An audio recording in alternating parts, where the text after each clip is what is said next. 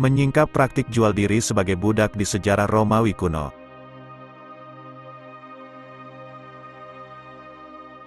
Bangsa Romawi kuno disusun berdasarkan kelas dan kekayaan pada saat itu. Dalam catatan sejarah Romawi kuno, status sosial paling rendah adalah budak. Di antaranya adalah kavaleri, kaum plebeian, dan orang-orang bebas. Dalam urutan itu, orang-orang yang berada di puncak piramida sosial adalah senator dan bangsawan. Pada puncak Kekaisaran Romawi, jumlah budak berjumlah sekitar 40% dari total populasi. Dalam catatan sejarah Romawi kuno, angka ini merupakan angka mengejutkan yang menyoroti dampak besar sistem perbudakan terhadap masyarakat Romawi. Kebanyakan dari budak Romawi menjalani kehidupan dengan kejam yang tak bisa mereka bayangkan. Sebagaimana, hukum Romawi menetapkan budak sebagai properti, bukan manusia.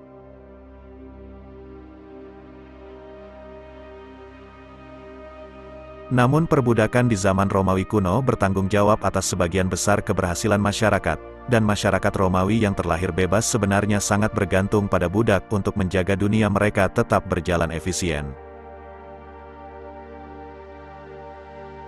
Kehidupan budak di sejarah Romawi kuno. Di Romawi kuno, ada beberapa cara utama untuk menjadi budak. Salah satu situasi yang paling umum adalah menjadi tawanan perang. Perluasan Kekaisaran Romawi dari abad kedua sebelum Masehi hingga abad kedua Masehi menyebabkan ribuan orang yang ditaklukkan dipaksa menjadi budak. Sebagian orang dijual sebagai budak. Penyebab hal ini punya beberapa alasan. Pembajakan ini merupakan kebiasaan orang Romawi kuno di kawasan Mediterania kuno dan sekitarnya. Barang-barang yang ditangkap oleh bajak laut kemudian dijual sebagai barang rampasan. Mereka yang tidak mampu membayar utangnya bahkan bisa menjual dirinya sebagai budak dengan imbalan pembayaran. Ada banyak jenis budak dan mereka dapat ditemukan di semua lapisan masyarakat di Roma kuno. Perbudakan rumah tangga mungkin adalah yang paling umum. Beberapa dari mereka berpendidikan tinggi atau berkualifikasi tinggi sehingga banyak diminati. Pendidik anak, koki profesional, dan bahkan penata rambut bisa mendapatkan harga tinggi.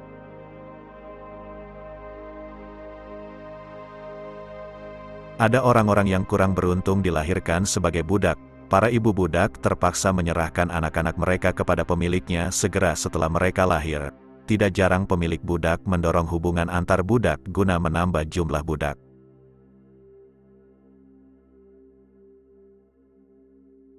Perbudakan dapat terjadi melalui kejahatan dan hukuman. Alasannya adalah bahwa kejahatan tertentu dalam sejarah Romawi kuno dapat mengakibatkan orang bebas diperbudak sebagai hukumannya. Masalah ini, negara akan menjual orang tersebut sebagai budak, dan hasilnya biasanya masuk ke kas negara. Di zaman Romawi kuno, tidak jarang bayi yang tidak diinginkan dibuang ke tempat pembuangan sampah di pinggiran kota atau di pedesaan. Bayi-bayi ini bisa dikumpulkan dan dibesarkan sebagai budak.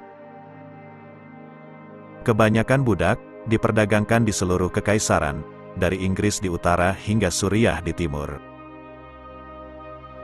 Kalung untuk para budak Romawi yang sering memberontak atau kabur, bertuliskan, "Pegang aku atau aku akan kabur."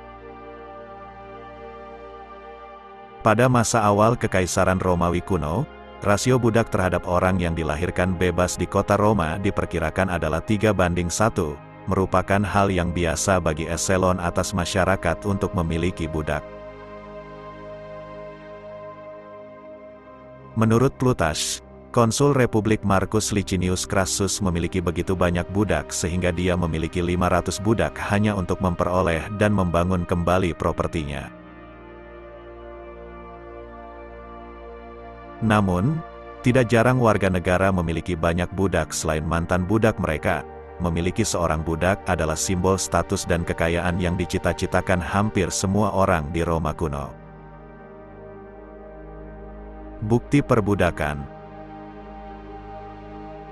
Literatur Romawi, sumber epigrafi, dan temuan arkeologis semuanya memberi kita informasi tentang perbudakan di sejarah Romawi kuno.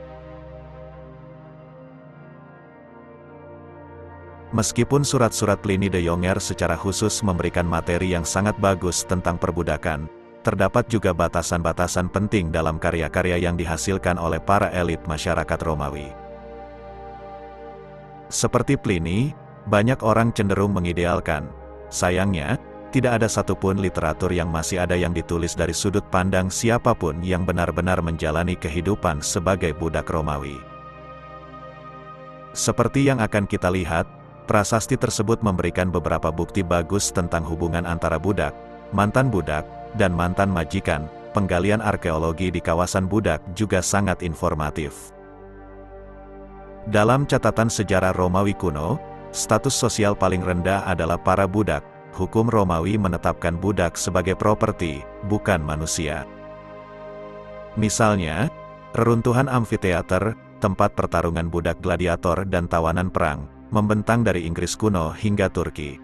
Hal ini mengingatkan kita betapa meluasnya perbudakan di Kekaisaran Romawi. Perbudakan di Roma kuno diatur oleh berbagai undang-undang, yang sebagian besar diberlakukan untuk menguntungkan majikan, bukan budak. Pemilik budak memiliki kekuasaan hukum atas budaknya, yang pada dasarnya berarti kekuasaan atas hidup dan mati.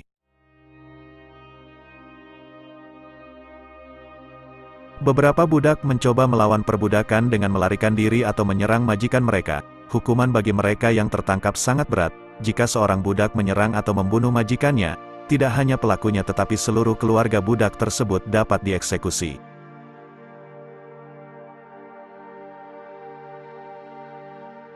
Para budak di Romawi memainkan peranan penting dalam masyarakat dan ekonomi Romawi. Selain sebagai pekerja di ladang dan tambang, budak juga melakukan tugas domestik seperti pelayan, atau tugas lainnya, seperti akuntan.